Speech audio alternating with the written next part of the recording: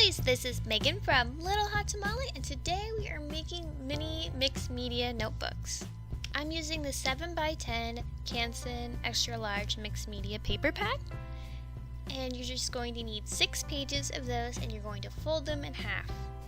If you don't want to use mixed media paper, you can use watercolor paper or you can use scrapbook paper, whatever you want. Sometimes I use just regular copy paper, so I can use more sheets if I'm just going to do little sketches. Okay, so once you have all of them folded, you want to stack them and have all of the folded edges on the same side. This next step is optional, but I like to use a binder clip to keep all of my pages together. But if you don't have that, you can always use a paper clip or just omit that step. Depending on how you want your notebook to look like, you can either have, for example, you can have all the pages flush with the cover, like this one, or you can have a cover that's slightly longer than the inside pages so you don't have to worry about having the pages all even. It will make more sense after we make one of our notebooks.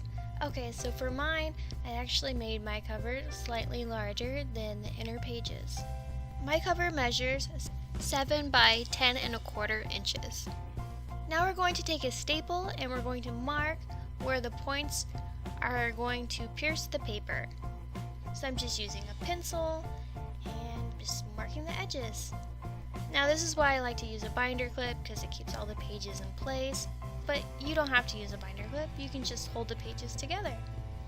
Now I'm doing the same thing with the cover. Now you can do all these steps all at once and have the cover with the other pages, but I already had them clipped together, so okay, so now we're going to take a needle and we're going to poke a hole where we marked with the staple.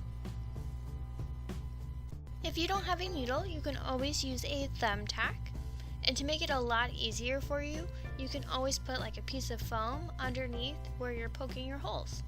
And the foam I'm using is actually a leftover packaging.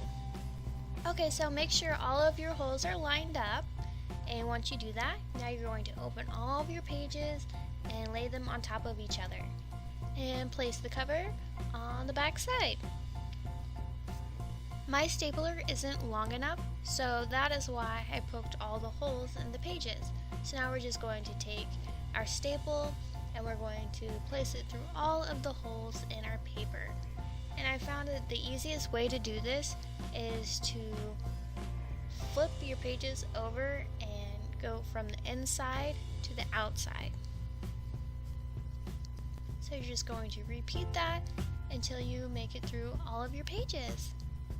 When you make your original holes, try to make them a little bit bigger so that it'll make it a lot easier for you to get your staples in. You have the staple through all the paper, then you need to flatten the sides of the staple.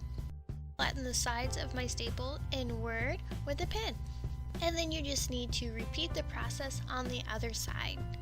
And be patient because it can be a little tricky at times, but once you get the hang of it, it goes by really quick. Okay, so that is how you make a book. Now, let's just say you want all your pages to be even, then you want your cover to be the same size as your inside pages. So, for example, here's a book with the same size pages on the inside. So when you fold everything, the inside pages kind of get pushed out in the center.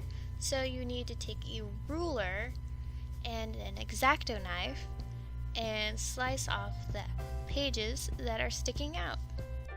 When you're using your X-Acto knife, you want to have a light, even pressure so you can slice through one page at a time. I prefer making my cover a little bit larger so I don't have to worry about cutting the pages on the inside to make them even. Your notebooks in a handmade Midori. The one I'm showing you is not the right size for the notebooks that we made today because obviously I need to make another one. So anyway, this is how you make a traveler's notebook insert.